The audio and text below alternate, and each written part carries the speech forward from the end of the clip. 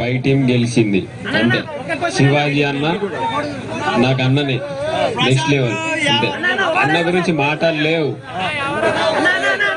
యావర్ నా ఫ్రెండ్ అంటే దానికే దెబ్బ.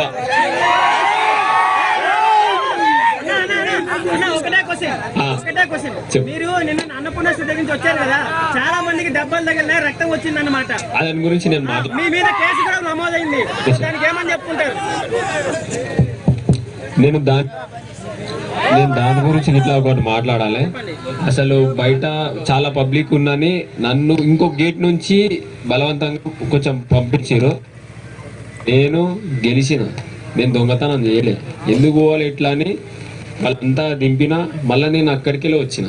బయట ఏమైందో తెలియదు. తర్వాత నేను వచ్చినాక కొన్ని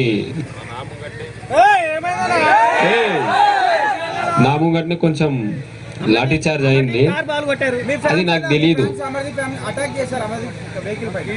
అది నేను చూడలే, నాకు తెలీదు. ఇప్పుడు దొంగవోలో దొరవోలో మీకు తెలుసు. నేను ఎప్పుడు వచ్చిన, ఎన్ని గంటలకు వచ్చిన, అట్లా అంటలేదు.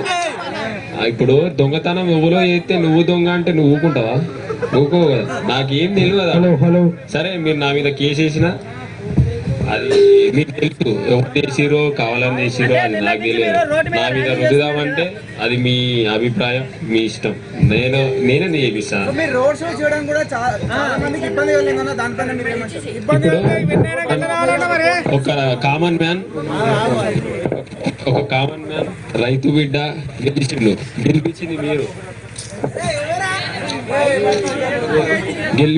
మీరు. మీరు నన్ను చూడనీకి వస్తే ముఖం దాచుకొని పోవాలా? కాదు, ఇప్పుడు మీరు నన్ను చూడనీకి వస్తే ముఖం దాచుకొని పోవాలా? చెప్పు నాన్న, మీరు చెప్పుర్రి. నేను అందుకే మెల్లగానే స్పీడ్ పోలేదు.